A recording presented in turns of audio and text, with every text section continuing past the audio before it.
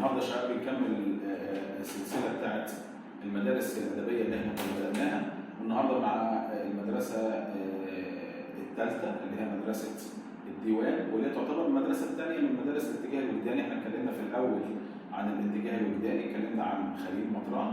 النهارده بنتابع بقى الاتجاه الوجداني. المدرسه اللي هنتكلم عنها النهارده هي مدرسه الديوان.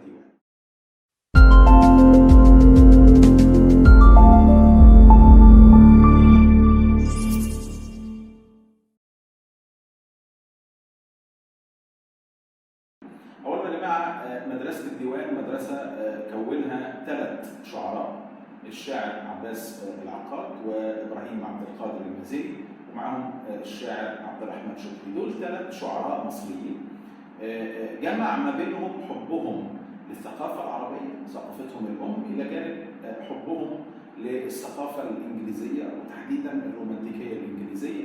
ده اللي جمع ما بينهم هم الثلاثة، والثلاثة اقتدوا بخليل مطران.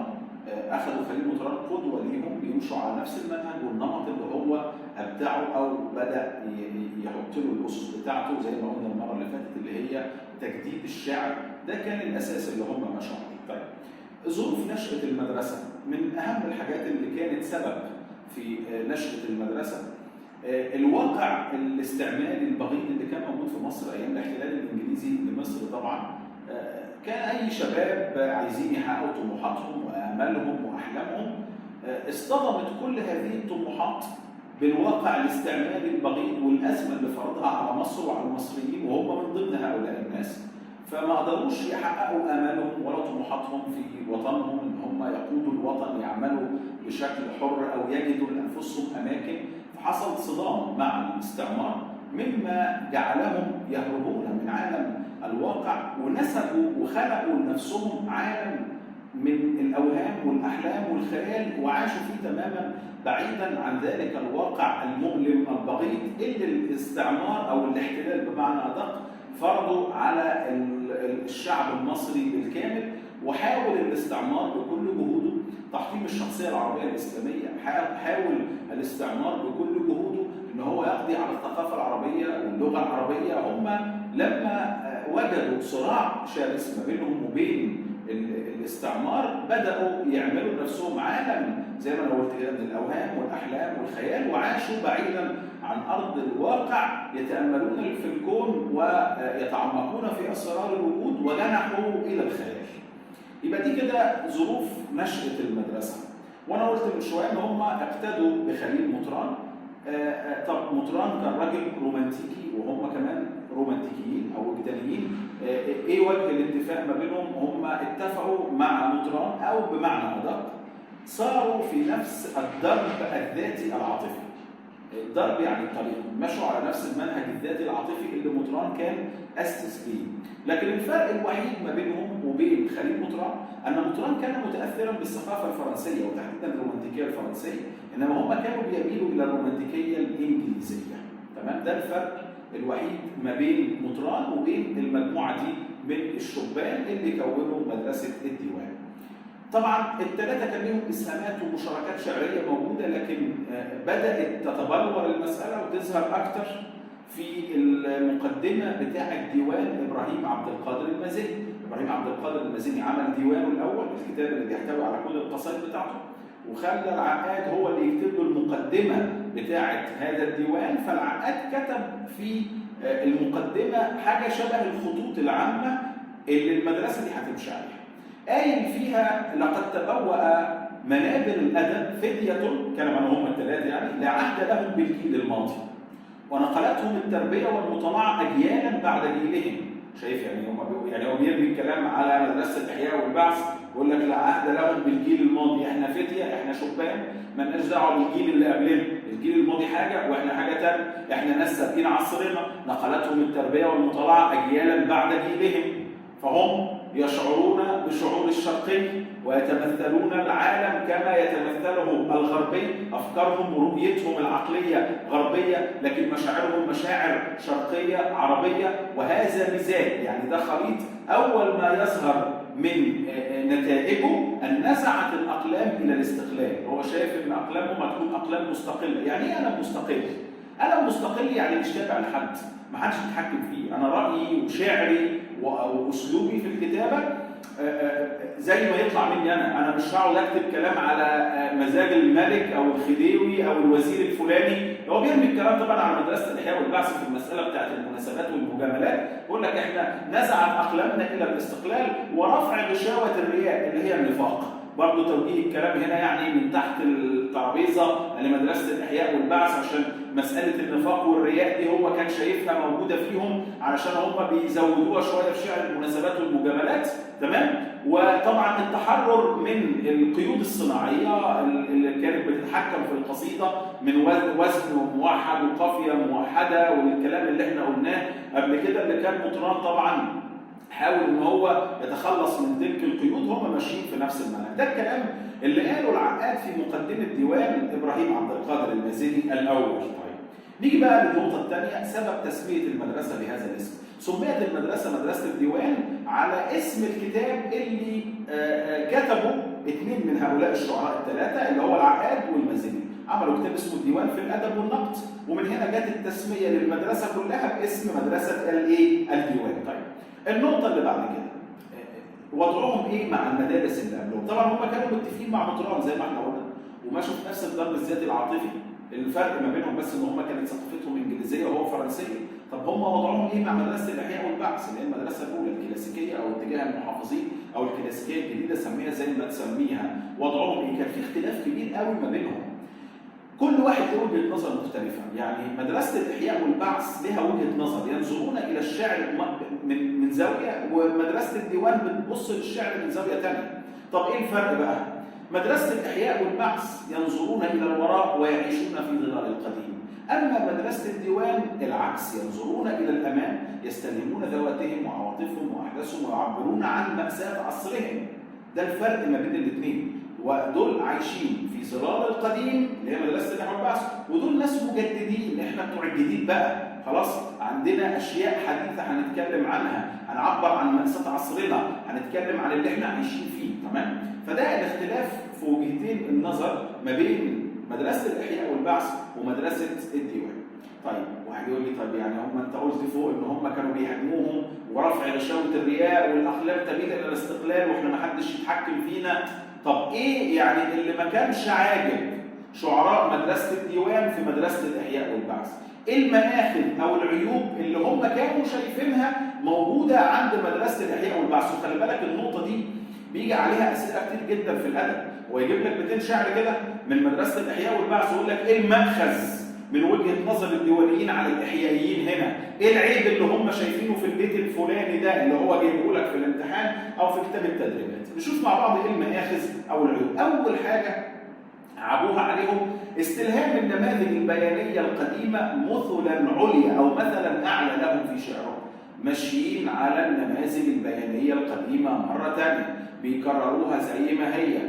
قلنا تصريع ممكن، ايه كمان اللي هو مناجاة الصاحبين، كل ده قديم. البكاء على الاطلال او وصف الاطلال، كل ده قديم. كل دي نماذج قديمه في كتابه الشعر، وبرضه استخدامهم للصور الجزئيه كنماذج بيانيه من تشبيهات واستعارات الى اخره، ماشيين على المنهج القديم. يبقى ده اول عيب او اول مأخذ بتاخده مدرسه الديوان على مدرسه الاحياء والبعث، اللي هي استلهام النماذج البيانيه القديمه. اثنين، الاهتمام الزائد بشعر المناسبات والمجاملات، هم شايفين ان هم بيأفوروها قوي في الموضوع ده، بيزودوها في الموضوع ده. طب الاهتمام الزائد بشعر المناسبات والمجاملات، ونيجي فجأة نلاقي ان في ابيات شعر بتصدر للعقاد بيمدح فيها الملك فاروق مثلا او غيره من الناس. الله، طب ما ايه يا مولانا، ما هو ده شعر المناسبات، ما انت كنت بتعيب عليهم.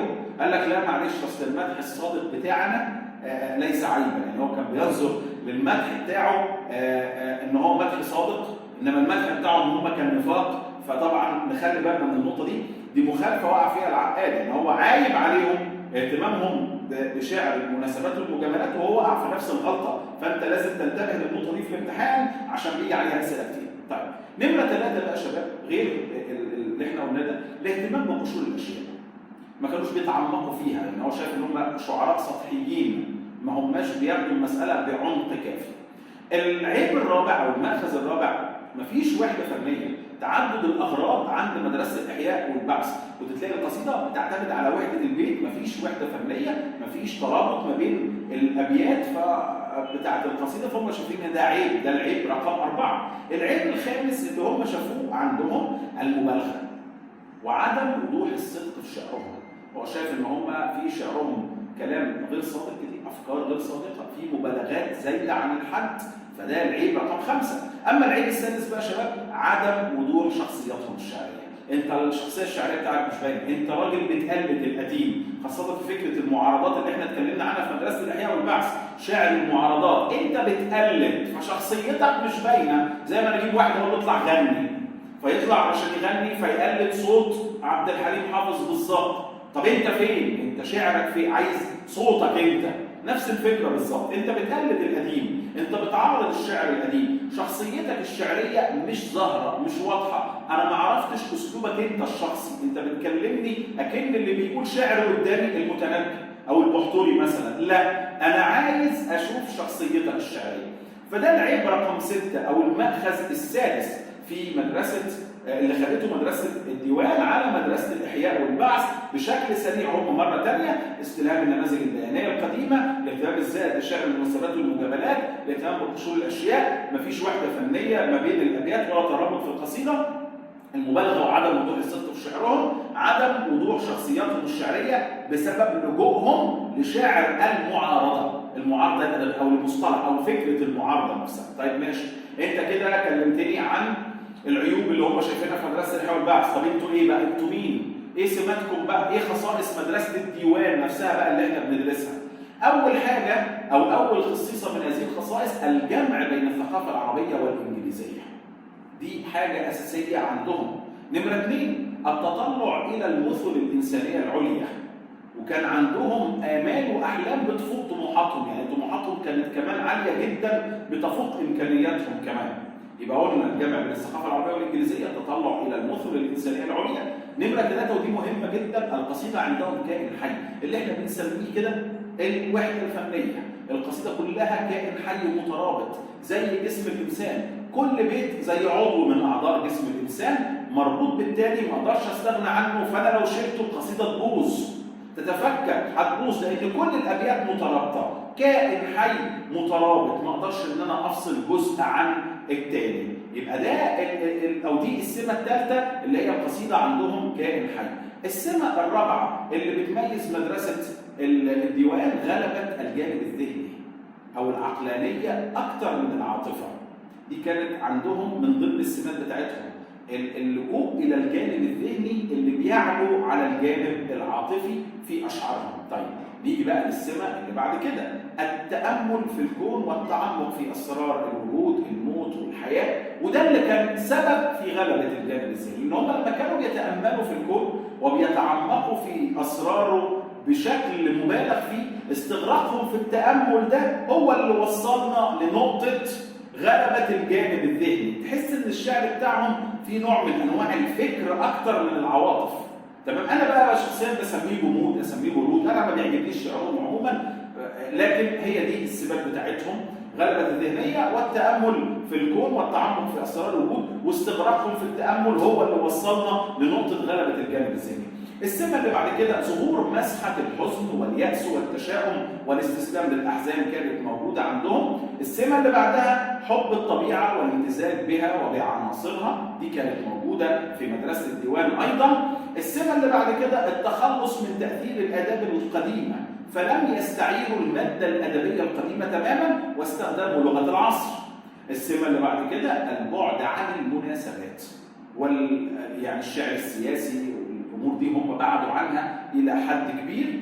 السمه اللي بعد دي الصدق في التعبير والبعد عن المبالغات، تمام، زي الحاجات اللي هم يعني تقدر تقول كده الحاجات اللي هم عيبوا عليها في مدرسه الاحياء والبعث، عملوا عكسها في بعض الامور. يعني هناك كان في مبالغه وعدم وضوح صدق في شعرهم، لا هنا الصدق في التعبير. هناك اتهموهم بان هم سطحيين بيهتموا بقشور الاشياء، لا ده احنا هنا بقى هنتعمق في اسرار الكون والوجود والمساله تاخد شكل اعمق من المدرسه الثانيه. هناك كانوا بيهتموا بشعر المناسبات، احنا لا، احنا هنبتعد عن شعر المناسبات والمجاملات والشعر السياسي. كل ده انتوا كنتوا بتستخدموا النماذج البيانيه القديمه، لا احنا هنتخلص من تاثير الاداب القديمه وهنستخدم لغه العصر. انتوا كان عندكم وحده البيت، لا احنا عندنا القصيده كائن حي اللي هي الوحده الفنيه، تمام؟ فده الفرق ما بين المدرستين. طيب نيجي بقى للنقطه الاخيره في المدرسه، كيف انتهت هذه المدرسه؟ يعني انفراد المدرسه تم ازاي؟ حصل خلاف في وجهات النظر في امور ادبيه ما بين شخصين منهم اللي هو المازني وبين شكري، وتدخل العقاد فاخذ صف المازني ضد شكري وهاجموه هجوم شديد جدا واتهموه ان هو صنم الالاعيب، ده كان لفظ كده كانوا بيقولوه عليه، وانه بيخالف قواعدهم في المدرسه اللي هم عملوها. فالراجل قرر التوقف عن قول الشعر تماما واخلد الى العزله. بعدها بفتره قصيره بيظهر المازني بيبتعد تماما عن مجال الشعر وبيكتفي بالكتابه في المقال والقصه القصيره، ونجح فيهم نجاح افضل كتير من الشعر. فضل العقاد بس شغلته امور اخرى غير الشعر، امور اجتماعيه وسياسيه ولغويه اخرى ثانيه، واتجه للكتابات النثريه ونجح فيها برضه نجاح كبير جدا. وبكده تبقى المدرسه بتاعه الديوان انتهت بالصوره اللي احنا قلنا عليها دي، انفراد عقد المدرسه. يبقى احنا كده شباب لو جينا نلم الموضوع بشكل سريع مره ثانيه بقى كده من الاول خالص، اتكلمنا عن اللي كونوها العقاد والمازني وشكري. اتكلمنا عن ظروف نشأة المدرسة أيام الاحتلال الإنجليزي والأزمة اللي فرضها ومحاولتهم إثباتهم وجودهم، ولما فشلوا في ده عملوا لنفسهم عالم من الأحلام والأوهام وعاشوا فيه وجنحوا إلى الخيال. نيجي نتكلم عن اقتدائهم بخليل مطران. طبعا هم اقتدوا بخليل مطران ومشوا في نفس الضرب الذاتي العاطفي، لكن هم كانوا متأثرين بالثقافة الإنجليزية أو الرومانتيكية الإنجليزية وهو كان متأثر بالرومانتيكية الفرنسية. جينا بعد كده اتكلمنا عن الكلام اللي قاله العقاد في المقدمة بتاع ديوان المازني لما قال لقد تبوأ منابر الأدب فتية لا عهد لهم بالجيل الماضي ونقلتهم التربية والمطالعة أجيالا بعد جيلهم فهم يشعرون بالشعور الشرقي ويتمثلون العالم كما يتمثله الغربي. وقال ان ده ادى الى، او المزاج ده ادى الى فكره استقلال الاقلام، اقلام مستقله، رفع غشاوه الرياء، وقلنا التخلص من القيود الصناعيه القديمه، التحرر منها.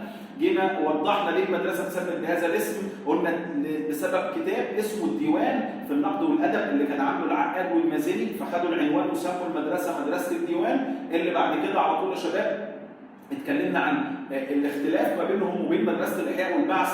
دول مدرسه الاحياء والبعث ينظرون الى القديم او يعيشون في ظلال القديم، اما مدرسه الديوان ينظرون الى الامام. في فرق في وجهات النظر، دول بيبحثوا عن التجديد، دول ماشيين على النظام القديم. كل ده كلام احنا قلناه. جينا بعد كده اتكلمنا في العيوب اللي هم اخذوها على مدرسه الاحياء والبعث: استلهام النماذج البيانيه القديمه، الاهتمام الزائد بشعر المناسبات، الاهتمام بقشور الاشياء، عدم وجود الوحده الفنيه وتعدد الاغراض في القصيده الواحده، المبالغه وعدم وضوح الصدق في شعرهم، عدم وضوح شخصياتهم الشعريه. وخلي بالك ده كان بسبب اتجاههم او اعتمادهم على المعارضات الادبيه. عدم وضوح الشخصيات بسبب الاعتماد على المعارضات الادبيه. وجينا بعد كده قلنا ايه سمه المدرسه، وكانت هي كالاتي: الجمع بين الثقافه العربيه والانجليزيه، التطلع الى المثل الانسانيه العليا، القصيده عندهم كائن حي اللي هي الوحده الفنيه يعني بمعنى ادق، غلبه الذهنيه على العاطفه، التامل في الكون والتعمق في اسرار الوجود، وده كان ناتج عن استغراقهم في التامل، ده اللي ادى الى غلبه الذهنيه زي ما قلنا. ظهور مسحه الحزن والياس والتشاؤم والاستسلام للاحزان، حب الطبيعه، التخلص من تاثير الاداب القديمه واستخدامهم لغه العصر، البعد عن المناسبات والصدق في التعبير. وجينا بعد كده قلنا ان هم انفرطوا او انتهت المدرسه بالحاجات اللي احنا قلناها، الخناقه اللي حصلت ما بينهم هم الثلاثه. وبكده يبقى خلصنا مدرسه الديوان، المدرسه الرومانتيكيه رقم 2 بعد الاتجاه الوجداني اللي درسنا فيها مطران وايه الاسس اللي حط المدرسه على اساسها. وشكرا ليكم. المره الجايه ان شاء الله المدرسه الرومانتيكيه اللي هتكون ابولو باذن الله. السلام عليكم ورحمه الله وبركاته.